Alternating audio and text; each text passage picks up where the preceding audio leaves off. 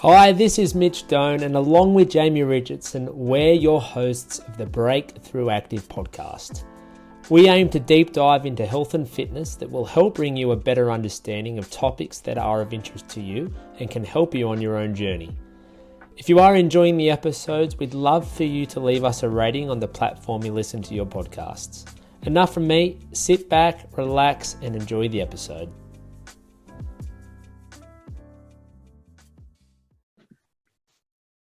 Hello and welcome back again to the Break-Thru Active podcast. It is that time of the week again where I meet up virtually with your sixth favourite trainer, Stephen Cooley. Welcome, that was terrible. After last week, it's gone from the one, the only, to the worst. Wow. No, not the worst. Your sixth favourite out of six. Six out of six. Yeah. Love that. Top How 10. are you, mate? I'm well. I'm doing well. All good? Got a couple of cool things to talk about today, and I think that's probably a good way for me to segue into topic number one. Yep. Sad news. I think it was Monday night or Tuesday morning that Olivia Newton-John unfortunately passed away. Wasn't that old? 73? 73. And I did. There you go. I was just going to say I didn't really know too much about her in recent years, but I heard she had been fighting breast cancer.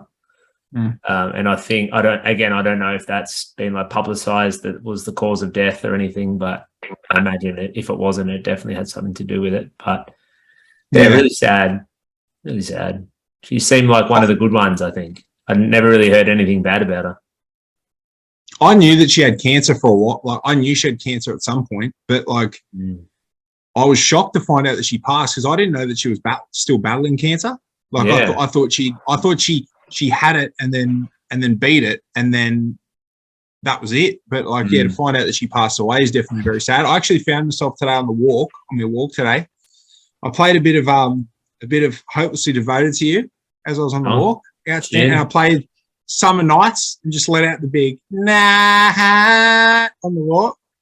So yeah, good times. But I've had big part of my childhood, considering I watched Grease a hell of a lot when I was a kid as well. And I obviously she's an Australian icon. Yeah, very sad indeed. So it got us thinking about a bit of a morbid way to start things, but some of the celebrity deaths that have rocked the nation or just rocked you. And there's a couple that come to memory for me, and I remember exactly where I was and what I was doing. And I think that's always a pretty good indicator that's monumental when you remember exactly what you're doing. But might just do one each, and then we can kind of, if there are any others that come to mind, we can talk about that too. So what's the standout one for you? Mine's a toss-up, mate. I can't split it. I got Steve Irwin in there as a death that sort of rocked me, because I think he died in 2006. So I was 16 at that point in time, and I've never been one that's been massive regards to animals, and I was never the biggest Steve Irwin fan. But I just think because he always had that aura of invincibility, for him to die, it sort of rocks you a little bit more. And I think at that point in time, when he left behind Bindi and Robert, left behind them, and just everything he stood for, and he just died doing what he loved. I just thought, that really hit me pretty hard for some reason. That was really sad. I was the same age as you, and just being that age. And again, like you, I wasn't a huge fan or anything, but I remember thinking, it's pretty cool what he does. And he's an extreme personality. He's got a lot of charisma. He's got a lot of pizzazz. He's built for TV. He was unreal. And probably not until later on in life that I really appreciated a bit more of what he actually stood for and supporting the environment and the wildlife and everything. So to find out more about that and the legacy he left, it kind of makes it more sad. But it's that was a pretty big moment. What other ones were you tossing up between? The other one that just sprung to mind for me was Princess Diana. Yeah. Just purely because I think she died in 1997, I'm pretty sure. So I was only a young fella, and I can still remember where I was. I still remember I was in my house in Sydney. I was sitting in the lounge, and it was just a massive thing that like somebody like that, like the princess, had died in a car accident. Yeah. And I just remember like that was probably the first time that really registered with me, you know, somebody of a certain status passing away, and passing away in that instance sort of hit me a little bit harder than what it probably should have. Well, it wasn't sickness. It wasn't died. like anything like that. Neither was Steve Irwin, but I mean, he literally used to like wrestle crocodiles. So it's a bit more. Yeah. But yeah, Princess Di, that was, I can't really remember. I mean, I remember it somewhat, but yeah, not like you did. But she's probably like one of the most famous people that has been like killed prematurely, or has died. Yeah, I can't think of anyone else really like of that level of fame. She's probably number one. I think she's probably number one in regards to, you know, worldwide notoriety. Yeah. But yeah, like you know, growing up, like when you're 7 years old, I'm not worried about the royals and all that jazz. Like I'm not waking up and wanting to know what's happening with the Queen and who Prince Charles is like sleeping with and all this jazz. I don't want to hear about that. I was into the cartoons. That was it. But yeah, I don't know why it just because it was the first big death that sort of registered with me. Yeah. In the media, that's probably why it just sort of hits harder. I think. I got a couple.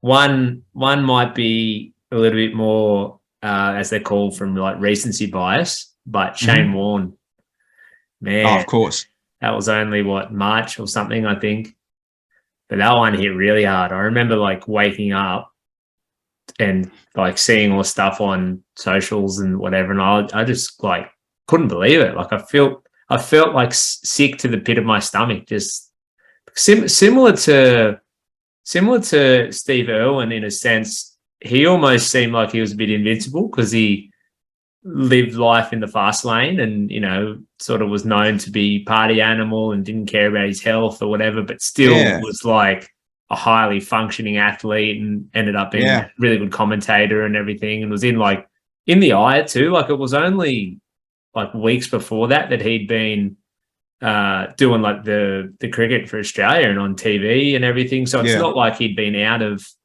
action for a long time. Like he was currently working for Channel 9. And I just remember, like getting or hearing that information, reading that information. I think we might have even messaged each other that morning. I was like, holy shit, did. Like Warnie's dead. Yeah. And being such a big cricket fan, like I played all my whole life and still, you know, one of my favorite sports. And for him to be the, you know, probably the most famous, especially Australian, like out of the whole, you know, cricket in the whole cricketing world, like that one, it really rocked me. But again, it's hard for me to tell because that's a bit more recent, but in another 10 or 15, 20 years, I still think I'll remember that. Well, I still think Warnie would be always a big one, just because again, you're right, the same way as Steve Irwin. He says the aura of invincibility. You know what I mean? You probably thought he, you know, because he was a mad partier, he probably, you know, snorted a Kosciuszko amount of cocaine, and he don't know, like it would have been a bloody, I don't know, he would have done a lot. Sometimes it's like those guys too, that they're in such bad health that like, and then they just somehow live till they're like 95. Just like the Rolling Stones guitarist. Keith Richards. He should be dead, that bloke. He should have been dead 50 years ago. How's Ozzy Osbourne? How's he still alive? He was stuttering 30 years ago from drugs and somehow still kicking. Warnie not quite on that level, but kind of just thought that he'd be around for a long time. But yeah, that was very sad. Very sad indeed. I had two others that come to mind, and I'm actually surprised you didn't say this one that I'm about to say. Kobe Bryant. Oh, of course. Yeah. That was, I still remember it was Australia Day. Yeah. I believe. Or, it was Australia Day, or we were doing an Australia Day workout, I think, at the gym. Maybe it was the day after. It was the Australia Day holiday, started 2020 before all the COVID stuff kicked off.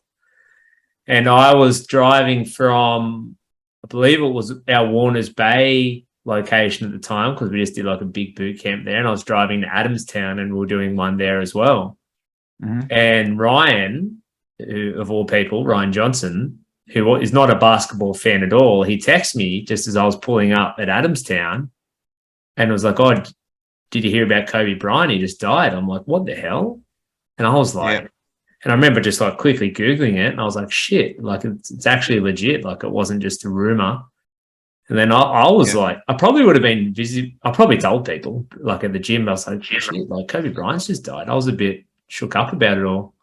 Because again, that was like the ultimate freak accident, like in a helicopter. Like he was 41, like his daughter died with him, and some other young people. Like it was terrible, like absolutely terrible. And just he was, one of the greatest players to ever play. And I was always a big fan. Jamie was a big fan. Like we watched a lot of him and saw him in person play. And yeah, similar to the other couple we just mentioned, like kind of thought he'd be around forever. And just the aura of invincibility way too soon. 41. That's what it is. You hold these, like you hold certain people like Kobe and like especially Kobe and like Warnie and Steve Irwin especially.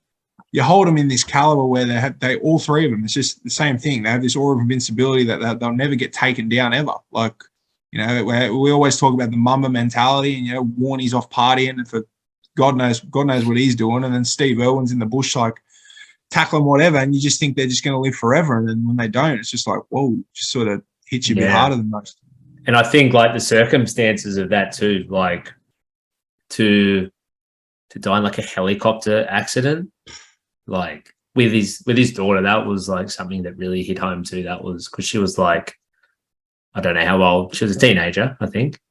Yeah. So I mean, at any age that anyone dies in a helicopter accident, it's sad, but just to know that she died. And there was like some other fathers and daughters as well who died in it too, which was really I think it was about 9 others or something.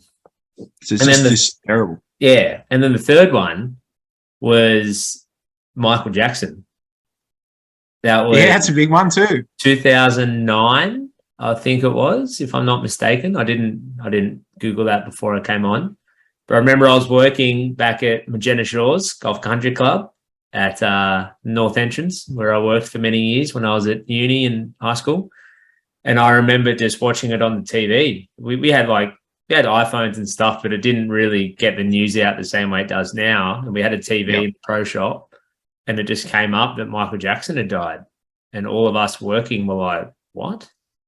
Yeah, huge. Because he was just obviously a larger than life character, and some bad reasons why he became very famous after finishing up his singing and everything. But he was a huge personality, and just to have heard that he died, and I just remember exactly where I was, what I was watching, what I was doing. And I think for that, just to stand out, to still remember it like 13 years on, obviously it was a pretty big one. Well, he's the king of pop, right? So majority of today's music that people listen to, like the Australian top 50 and whatever, most of it, like I dare say most of the artists, their number one influence is probably Michael Jackson. So he probably transcended pop the most. So I think that's because he's been such a groundbreaker regards to music and like a certain genre, and then on top of that, he's lived a larger than life. I can definitely see why it's a bit like it's hard for a lot of people. His music still gets a really good run into the gyms. Can't not. Yeah, he's a ledge, regardless of what you think or whatever. Yeah, I think his music lives on forever. I know. We might increase the mood, improve the mood a little bit. I've seen this very morbid way to start things. Damn. All right. But you're going to Bali, mate. I am. I'm going to Bali this Saturday. So it's Wednesday. So 3 more sleeps. Exciting. And I am jet setting for the first time since all the COVID crap has happened. So it's going to be, I know you went a couple of months ago, but yeah, it's going to be just a bit of a strange feeling going to the international airport and the plane and overseas. And everything. Whatever you do, mate, just don't drop your passport in through onto a tarmac. You couldn't do that. It's like a 1 in 1 million thing. Jamie It's like winning the Richardson lotto. special. Jamie Classic. Richardson special. Only him, mate. But don't do that. Hold on to it. I'll be clutching it very closely when I'm hold on stepping to in it. over that little creek. Yeah, just like, mate, you don't even need it at that point. Just put it in your bag. For some reason, I'm still holding it. Crazy. But it got us thinking earlier when we were just before we came on air about holidays and whether it be overseas or even around Australia. I wanted to sort of discuss our favorite or top few favorite places that we've ever visited. So, yep. What ones stand out for you, mate? I've got a few places that stand out for a few particular reasons. Number one, it's always the first thing that comes to my head is just the Gold Coast. Just pure, I've been there like a few times since, and it doesn't hold this. It's not the same as what it used to be, but I think like it just has a huge nostalgic vibe for me. It's just purely because like going up as a kid and going to Movie World and Dream World and Sea World and all that jazz, and you do all the family fun stuff, and it just sort of it just has that nostalgic feel for me. So I think the Gold Coast is always a big standout for me. I'm going there at the end of the year, so I dare say I'll probably have that same vibe in certain points and certain different places I visit and that sort of stuff. So I'd probably say the Gold Coast is up there. How good's the Gold Coast though? It's mad. I went there a lot as a kid too because I had and still do have some family that live on the Gold Coast. Yeah, I probably went up, I don't know, 3, 5, 7 times like as a kid, and most of the time you do Movie World, and/or Wet and Wild, and/or Sea World. Yeah, and it's the best. It's a mad time. Weather's great. Like there's obviously as a kid, like all that stuff is like that's like the most fun you ever have. Like as a kid going to a theme park, like it doesn't get much better than that. Nope. And weather's great, and just I remember we used to always drive up. So, and it was like a way longer drive than before like the road all got fixed. So it was like 10 hours, and we'd always leave super early. Like my dad used to love leaving at like 4 o'clock in the morning. Me too. Yeah. Yep. So we'd be asleep for like the first half of the trip, and then you'd be asking every 10 minutes, are we there yet, or how much longer? Hey guys, just very quickly, if you have been enjoying our podcast and you've been watching us on YouTube, I would love for you to subscribe to our channel. If you've been listening to our podcast, give us a follow, give us a 5-star rating on Apple or Spotify or wherever it is that you've been listening to us. It really helps the channel grow, and I would be extremely appreciative and grateful if you took a moment to do that for me. Okay, that's it from me. Enjoy the rest of the show. Did you ever have on your drive up, because you would have you were in the Central Coast when you were a kid? Yeah. So I grew up in Sydney, right? So on the drive up, I remember getting up super early in the morning, and it'd always make it a big deal. Tari Macca's for breakfast. That was the stop. Tari Macca's. Every time I drive past it, I think of my dad. He's always like, oh, yeah, we'll stop at Tari Macca's. So that was always the spot. And then it was just such a little journey. I think you go through all the towns, like you go through Coffs Harbour and you go through Ballina and you go through Grafton, you know, all those spots. It's like a little trek. It's not the same anymore. I don't know if you've driven up that way. I went up last year. Bypasses. You bypassed everything except Coffs, and I think that might even be like on the way out too. It's the most boring drive ever now. It's terrible. Way faster though. I think I like the journey. We used to stop on the way home normally at probably not the way there. Hexham, the Oak Factory at Hexham. Oh, and there's outstanding shakes, please. Obviously, like now it's just around the corner pretty much, but like back then it was still like an hour and a bit to home. And I remember we'd always stop in the Oak Factory. I used to like my vanilla thick shakes. Get that in here. So that was that was a treat from the way home. That's where I kicked you into overdrive and gone, all right, we've got a little bit to go. Almost there. We're good. Yeah, that's good. Like that. But yeah, the Goldie trips were always the best. Yeah. The Goldie would get a mention for me too, but I won't, just because you've said it, because that was like our holiday destination as a family. Like when I was young, that was the spot, same as you.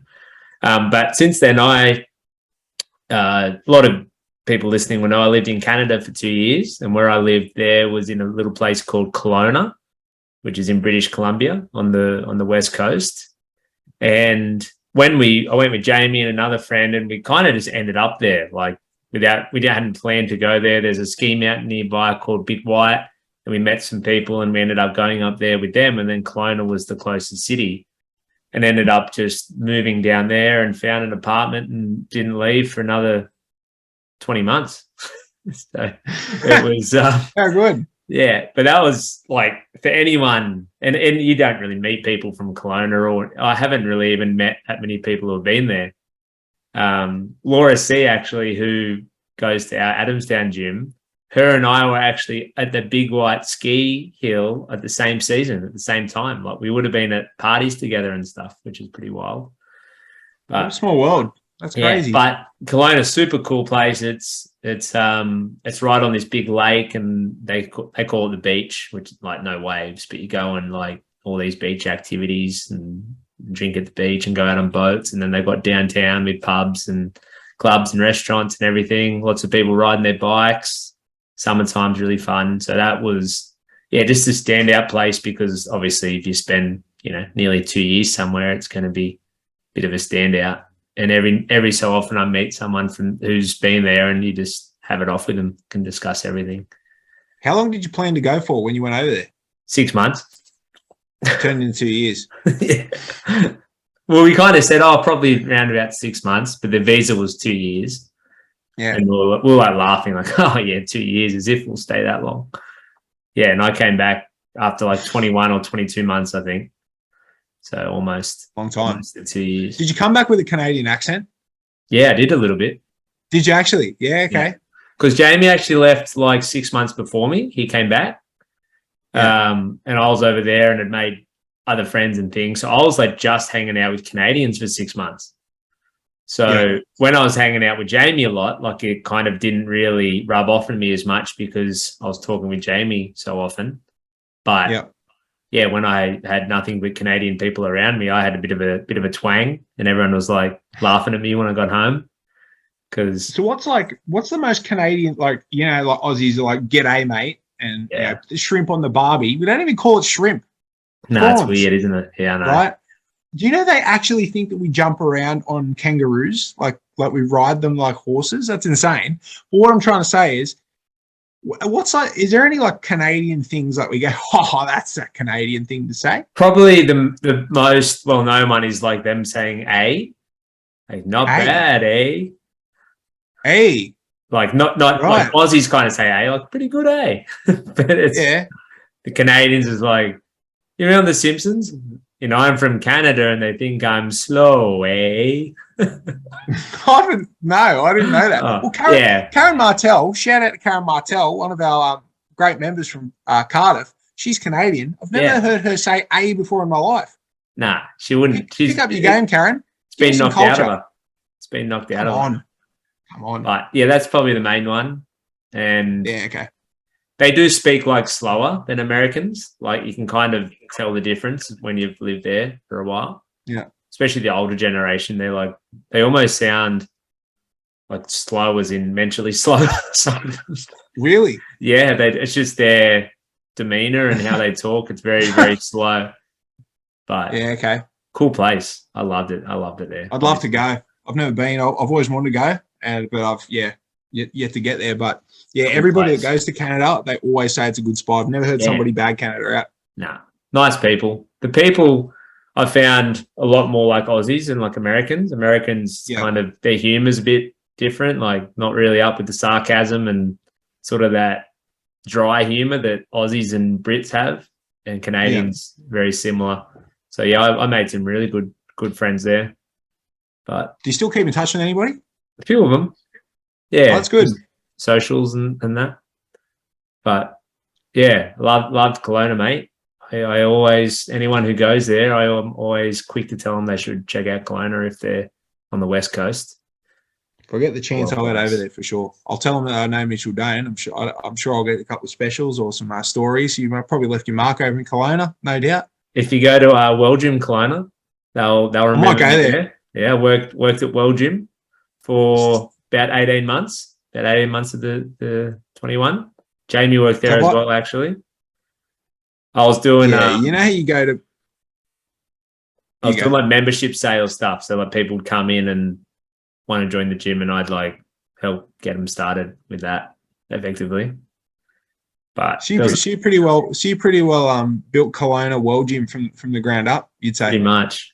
So if I go over there and I say, can I have a 7-day pass? They're not charging me anything. I say, listen, I know Mitchell Dane. They're like, whoo, doing these ones. Give me the Mitchell Dane special, please. Free membership for 7 days. That's good. Yeah, they had a very heavy Australian sales department for a little while with me and Jamie. No, that's good, mate. That's good. I'll definitely keep that in mind when I go over to Canada someday. But other than that, I might just rattle off a couple of quick ones. Other places that I've been that I enjoyed. Thailand, Phuket. I had a really good time there. I went with Kate and her family a few years back. America, I loved. Like San Diego was a really cool place. Miami, I loved it there as well. They were probably my two favorite cities. Austin, Texas, I really liked. That was cool. And I went to Europe when I was younger, and then again a few years ago. Barcelona is probably my pick of the crop there. That was mad. Really fun city. Spent a bit of time there with Kate and a bit of time when I was younger. Yeah. But yeah, plenty of forgotten memories, alcohol induced forgotten memories, and also just getting old now. But when you spoke about Thailand, I went to Thailand once as well, and I'd say the same thing. I had a ball. Went over there when I was 21, so I was single and I was 21. I just absolutely ran amok over there. So good times there. But the place I want to go back to is New Zealand. Oh yeah, haven't been there. Yeah, I went there once. So I want to go for snow season there if it's possible. So yeah.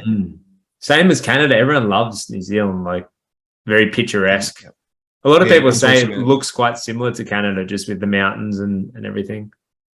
But it's super picturesque. So if you get a chance to go there, mate, go to Milford Sound.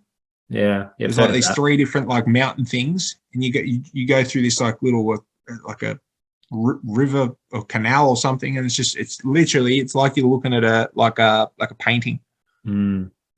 Yeah, I've heard of that. I think that might have been when Nikki McLaughlin went just recently. Yeah. She loved it there, and it's only like 3 hours. Like it's close, way closer than everywhere else. Like I'm going to Bali, and feel like that's close, and that's still like 6.5 hours. Yeah, so, nothing. Yeah, New Zealand's just around the corner. Righto. Last one, mate. Mate. What's the? This was your idea. Good one. What was that third one? Our members know that I'm always keen to take the piss out of myself for a laugh. And today, to wrap it up, the podcast, absolutely no different. I thought I would share with you probably the most embarrassing moment in the history of my life. And I thought Mitch might do the same. If he wants to share, he can. But I'm going to take you back to it was the year 2000. It was a very simple time. I was playing cricket at the time. It was outstanding. And it was a Friday morning. I woke up and I'd been a little bit crook in the guts, and not one to let the team down. I said, no, I got this. It's all good. I'll play this game. I was pretty handy cricketer, actually. Not as handy as yourself, but tell you, Steve had pretty handy with the bat and the ball back in the day. And anyway, we rolled up to this place, we rolled up to this oval. It was at lunchtime at sport, and the stomach started rumbling.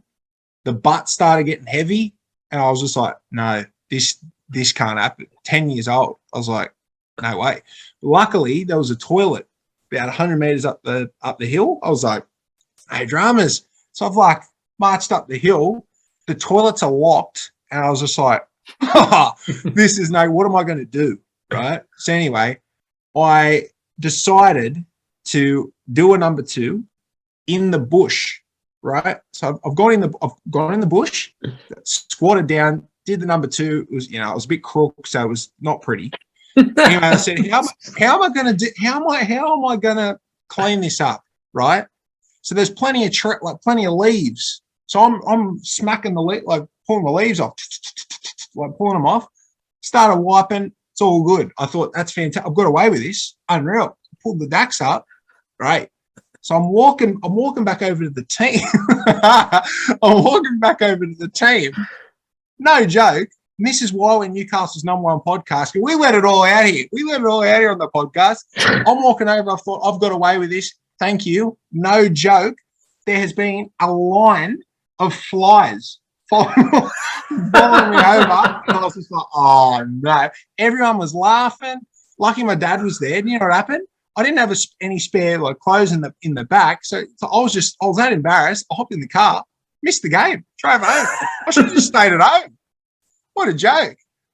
Bloody hell. It still haunts me to this day. Like if ever I need to go to the toilet and I'm like in a public place and I think, oh no, Heffron Park in Sydney always comes back in my head for that reason. So we don't have too much longer, but I do have a couple of follow-up questions. The main one being, so was there actually some sign, like you could tell that you had just been to the toilet? Was there a bit of a stain on the pants?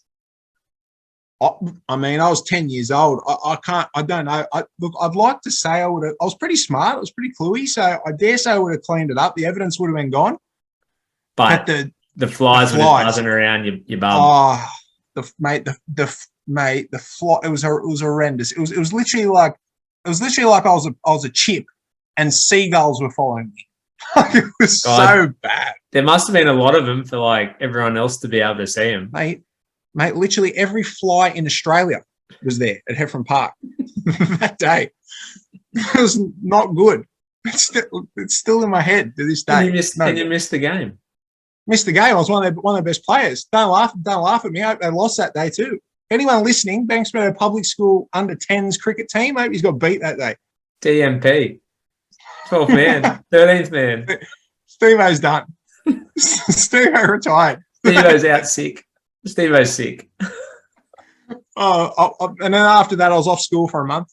Not because of sickness. You can't go back to that school. Oh, no good. That's when you moved to Curry. Needed a fresh start. After that. Yeah, that was it. Bye, Sydney. Dad, we need to move 3 hours up the road. We can't do it anymore. See you later. Well, anyway. I've only got a few minutes here before the Zoom runs out, so I'll keep it quick. First one that came to mind, which isn't that embarrassing, was failing my P's. And I feel like that's just a real, kick in the pants because you're pretty G'd up. You think you're going to, you're going in, you got high hopes. You're about to drive out of here. You're going to go around. I had a girlfriend at the time. Go around to your girlfriend's place, go pick up your mates, go home, brag to your parents. Nah, failed. Yeah, it's embarrassing. For sure. And it wasn't even one thing that I failed. I did 12 things wrong, and he deducted 1 point for every little thing I did wrong. And I just pulled your mobile phone out while yeah, while you're there. Hang on, mate. Dad's calling me. Hang on. Dad. Ran up the arse of someone, crossed over, ran a red light, all things that didn't really matter. Yeah. All good. But not that embarrassing. But something in more recent times, and I'll keep it very quick. I went on a cruise a couple of weeks ago. Yeah. And I don't think I told you this, but one night we went to a show. It was like a cabaret kind of show. And there was a guy called Reuben Kay. He's a homosexual gentleman who dresses up as a female, with high heels and wig and makeup and the rest of it. And at one point in the show, he's walking around and he's kind of embarrassing a few of the guys, rubbing their head or saying something smart. So he's a comedian. He's really, really funny. And he came... This was the very end, and he came up into our row, and he kind of, when you sort of, if you've ever been to a show like that, you don't want to look away or look down because you feel like he's going to pick you out.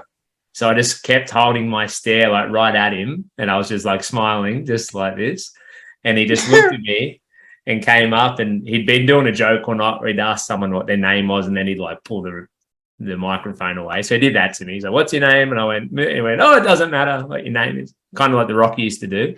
but then he started, he stood up on my chair and his crutch purposely was right in my face, literally right here. And he was standing there singing away. He did about a 4-minute song, no joke, right in that very position in front of this crowd of thousands. right with his crutch right in my face. He was touching my hair and just like making fun of me. And I was just sitting there right in front of him for the whole time. Well, you can't say you didn't have a good view of Ruben. You had the best view in the house. Got to know Ruben quite well. And I was just, and Kate was sitting just near me. She said, "You were frozen solid." I said, "Well, what am I meant to do? Like, I couldn't even like, what are you going to do? Couldn't even like hold my face. I couldn't even do this, like put my hand in front of my face because he was right there. So I just sat there leisurely just for the whole time until he finished. And then he like, what was going through your head? I was just like, when is this going to finish? This is terrible. But the longest 4 minutes of your life. It was actually probably better that he was like so close because no one else could actually see like my facial expressions. Like if he had been like half a meter in front of me, they could have seen me like looking all awkward and, you know, just being real like weirdly laughing and sort of just being a bit strange. But he was so close to me that no one could even see me. So I was just sitting back. I think I just closed my eyes and just sat there and just waited for him to finish. And then he made a joke at the end, called me homophobic at the end. That's a wild 4 minutes, mate. And I'd had a big night the night before, so I was stone sober too. So that definitely didn't. Makes it even worse. But that was up there. That was pretty embarrassing. But great story. The number one podcast. Nobody talk about these again. No. That's it. Well, I thought it was embarrassing enough to share with Newcastle's number one podcast because that's what we do. That's what we do, mate. Okay. Newcastle number one podcast. We're about to finish up, so hope I didn't rattle that one off too quickly, but covered some good stuff today, some sad stuff, some funny stuff, some serious stuff, but glad to get it. And probably won't talk me until after Bali, mate. Too easy, boss. See you in a couple of weeks. Thanks for listening, gang. Talk to you on the next one. Thanks, gang. Yeah.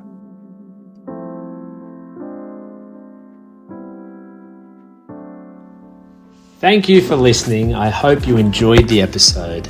If there is a topic you'd like us to discuss that we haven't already, please make sure you reach out in Facebook Messenger and we'll do our best to cover it in the upcoming episodes. For those of you enjoying the podcast, we'd love for you to like, subscribe and leave us a rating. It really helps us grow and spread the good word. Hoping you're all having a great day and we'll be sure to see you on the next one.